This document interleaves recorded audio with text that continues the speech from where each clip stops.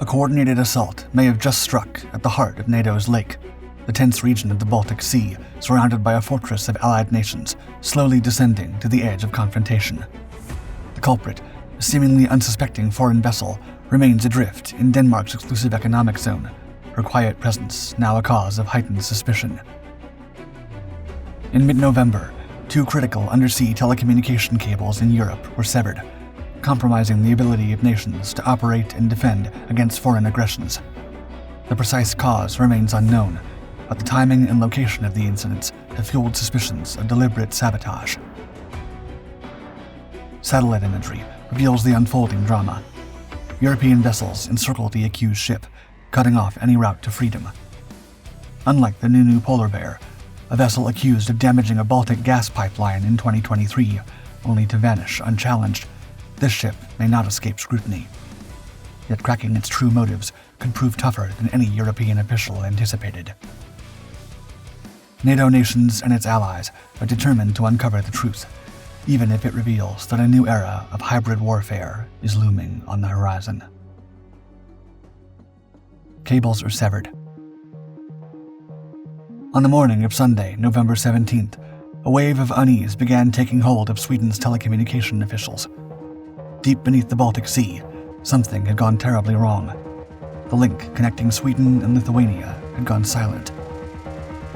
Andrius Szymeszkiewicz, a manager at telecommunications firm Telia Lithuania, described the moment, quote, "The systems immediately reported that we had lost contact."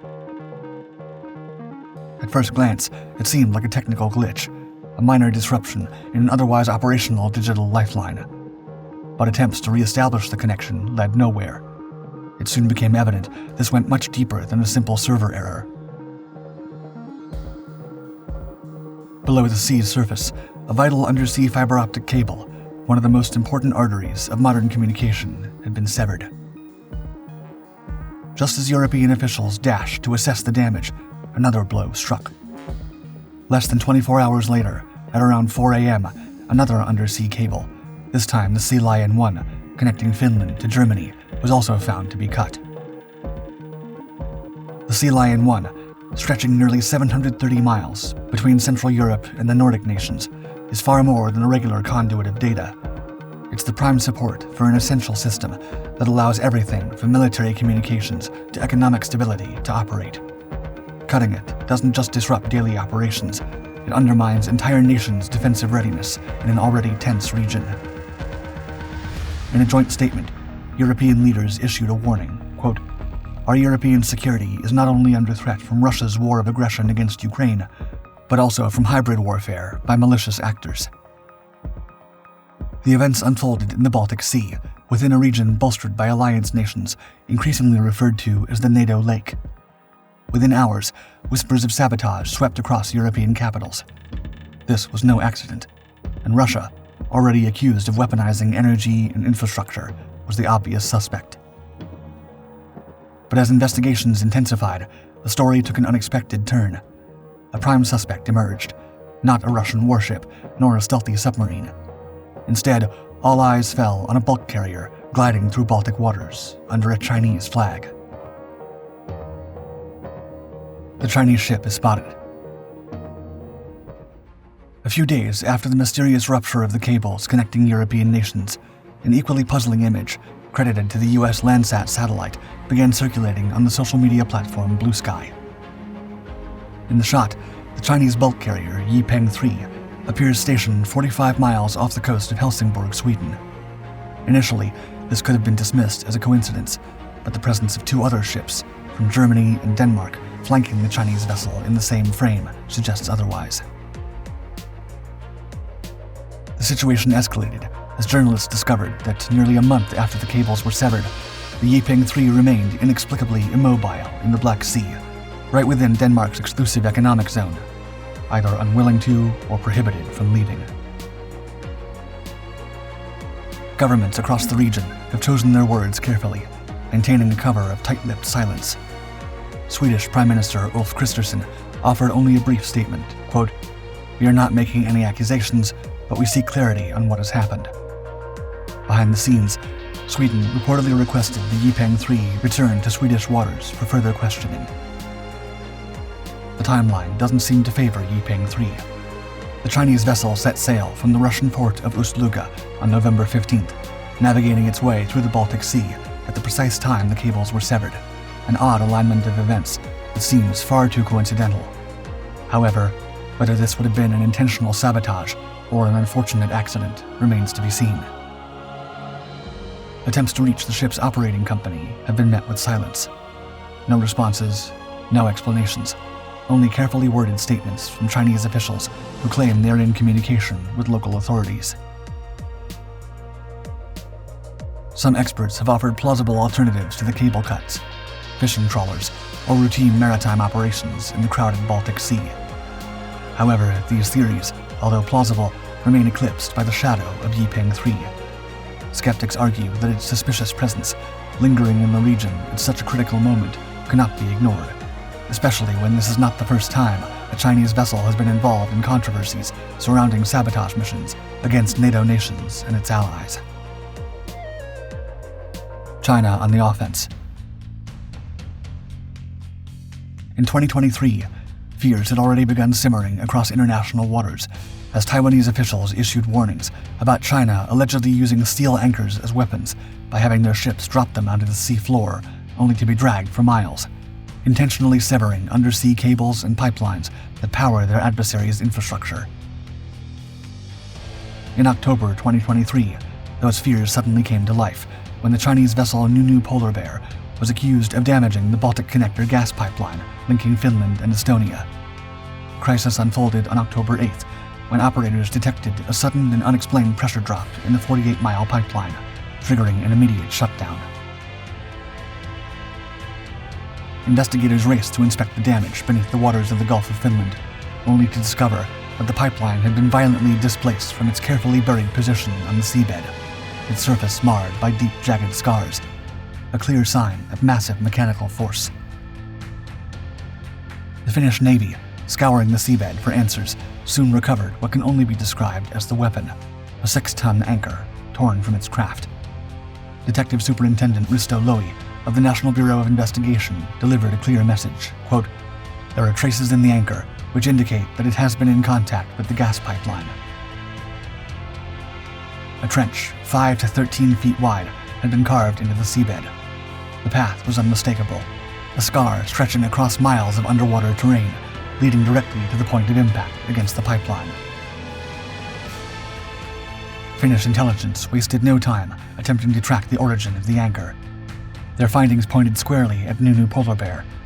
Its route through the Baltic Sea aligned perfectly with the time and location of the pipeline's destruction. Soon after, the last piece of the puzzle emerged, photographic evidence of the vessel docked in the Russian port of St. Petersburg, coincidentally missing one of its anchors. Yet, despite the mounting suspicions, Newnew Polar Bear slipped away, sailing unopposed into Russia's northern waters. Its course set for home via the northern sea route. Finnish authorities, desperate for answers, made repeated attempts to contact the ship's captain, but none were answered. Amid the storm of allegations, China's foreign ministry issued a statement, quote, "China has always required Chinese ships to operate in compliance with the law." A new era for hybrid warfare. In the same month, the Finnish pipeline was targeted, and undersea cables linking Estonia with Finland and Sweden were also damaged, sparking concerns about a coordinated attack beneath one of the world's most sensitive regions. Still, authorities weren't able to confirm if this was a reasonable assessment. Almost a year later, sabotage paranoia has returned. Once again, suspicion falls upon a Chinese vessel, but unlike its predecessor, Yiping 3 remains trapped under the watchful gaze of European coast guards. Officials have made it clear, this ship will not scurry home unexamined. Not again. China, for its part, has assumed a tone of measured defiance. While outwardly cooperative, the Chinese Foreign Ministry has issued a diplomatic warning, quote, "We pay close attention to the infringement of the normal navigation rights and legitimate rights and interests of Chinese ships." As the investigation intensifies, all eyes turn toward Kaliningrad, Russia's heavily militarized exclave on the Baltic Sea, connecting the country to NATO's lake. With the recent development in the region, Many intelligence experts are wary of any suspicious movements, whether it be ships conducting military operations or copycats that have learned from the Chinese playbook to disrupt regional defense systems.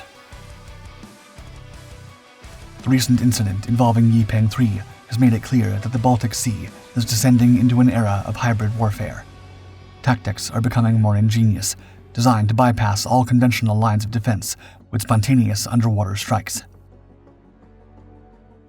However, this strategy is not limited to China or Russia.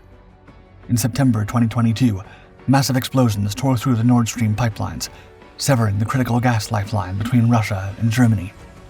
The damage to Russia's war effort was massive. At the time, reports attributed the attack to pro-Ukrainian activists, but Russia pointed the finger at the United States. With his characteristic air of certainty, Russian President Vladimir Putin declared, quote, "An explosion of this kind, of this magnitude, at this depth, can only be carried out by specialists, supported by the full power of the state." The journey back. Finally, after a tense, month-long standstill, Yipeng 3 began its journey out of the region. The ship's departure marked the end of a standoff that had kept the region on the verge of an international crisis. Yet, as it sailed away, many were left feeling a sense of unease. Before it could sail, Swedish authorities sought permission to board and inspect the vessel, aiming to uncover the truth behind its suspected sabotage of critical subsea cables. However, China refused to grant foreign investigators unrestricted access to the ship's interior. After weeks of opaque negotiations, a compromise was reached. Chinese authorities would lead the inspection, while European representatives were relegated to mere observers. When Henrik Söderman, Sweden's public prosecutor assigned to the case, attempted to board the ship, he was met with a resolute denial from the Chinese crew, heightening suspicions.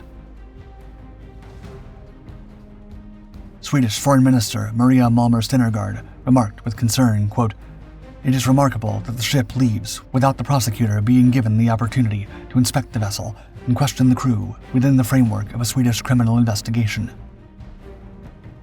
By the end of December, the ship resumed movement. Danish Defense Command closely tracked its every move as the vessel crept northward. According to maritime tracking data, Yipeng 3 charted a course toward Port Said, Egypt. No official explanation for this port selection has been provided. Since then, updates on the ship have been silent. This lack of transparency has only deepened concerns about the incident's implications. Lithuanian Foreign Minister Kęstutis Brudis warned, quote, "China's unwillingness to cooperate on the undersea incident investigations in the Baltic Sea cannot be allowed to set a precedent in Europe or anywhere else." Whether this was a tragic accident or a calculated act of sabotage remains an open question. With yet another Chinese vessel slipping out of the NATO waters after allegedly targeting critical infrastructure, the menace of a new era of clandestine warfare looms over the region, threatening the fragile maritime security in NATO Lake.